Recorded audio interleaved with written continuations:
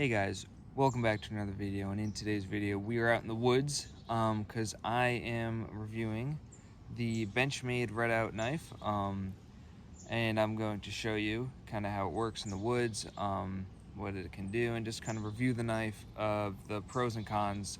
So yeah, let's get into it. So I'm going to start off by talking about the pros, and then I'm going to move on to the cons, and then I'll kind of show you how the knife works later into the video.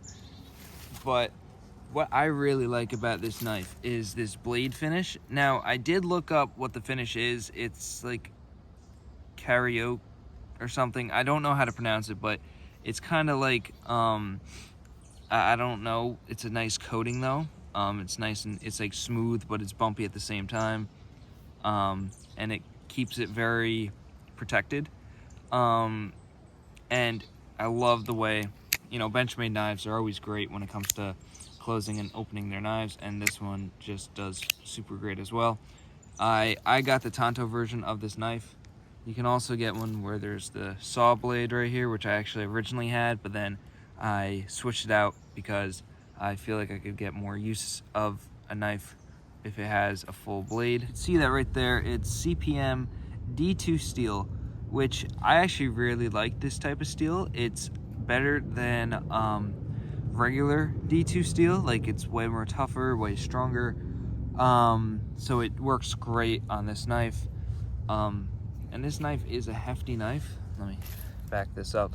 It fits in my hand. It's blurry, but it fits in my hand really well, both ways. It's really nice to hold, however you like to hold your knife. It's a good knife to have, and there's plenty of ways to flick it open. I always love benchmade knives, especially the way they open and close. But the pricing is expensive. That's why you need to make sure you pick the right knife when you're looking into benchmade knives. And another good thing about this knife is this this pocket clip right here. It's kind of built into the knife right here. It's in the handle, so it's not going anywhere. You can trust it. It's not gonna get loose on you. No bolt's gonna get loose on you and fall off. It's a good clip. Has the Benchmade logo on it. It's a very simple clip, but it's nice. It makes the knife look good. And another pro about this knife is that colors on this knife, it is just something else. These colors, they stick out to me. It's kind of like a army grade looking knife. It is nice. Now, they do have not like just a regular blade of this. So they have a Tonto version and a non-Tonto version of it, but the non-Tonto version is just black handles, but it's the same exact handle. It's just all black. And this one stuck out to me when I first got it, and it still does to this day. And when I first got this knife, I actually didn't like it as much because the handles are, I don't know if you can hear that, but they're plastic. And I don't know, I just didn't like how it felt at first. I was like, oh, this is weird. But I was coming off of a $15 Smith & Wesson knife. I got it from Bass Pro Shop because I had a gift card, and that was kind of my first EDC knife, and that knife was great, so I decided to upgrade. This is my upgrade.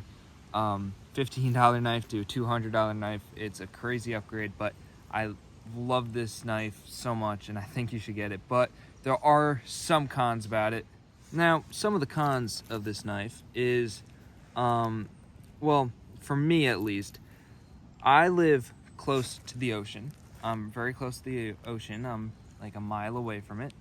And the blade, not this part, but the actual like blade part of it is starting to rust. And that is kind of a problem for where I live. It's not a big deal. I have a sharpener at home, so I just touched it up a little bit and it cleaned the blade right up. Good as new, sharp. But that's really the only problem I had with it. And some people might not like how the handle is shaped. If you really like this like knife blade and everything, but you don't like the handles, you can buy different handles for this knife, and it's pretty easy to take off and put on. I might do that later on, but right now I'm fine with these handles. So yeah, that's really the pros and cons of this knife. now let me show you how this knife works. So right here, I just got a simple stick, not too big, not too small, and I'm just gonna kind of peel it off, showing you how it works. This stick is a little wet. It did rain a little bit.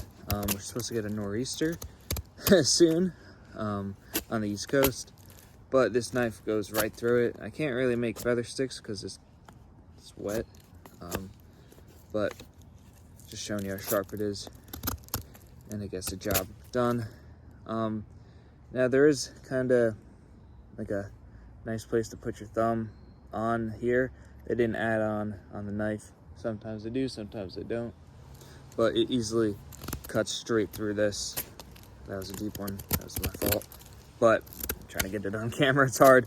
That's a root, but it goes right through it, and then you could make your feathers, which I'm trying to do right here, but it's me, not the knife. It's also the wood. This wood's not really it, but you could see it's starting to do it, and this knife holds up good.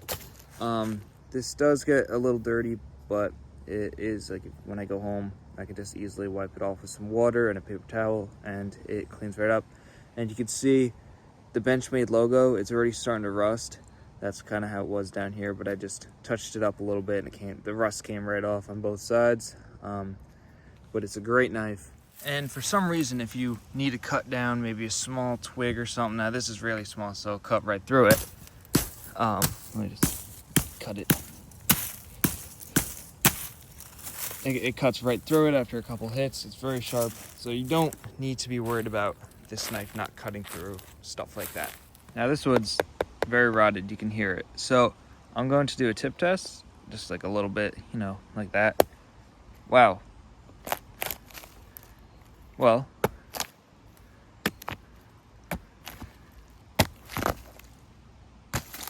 okay, well,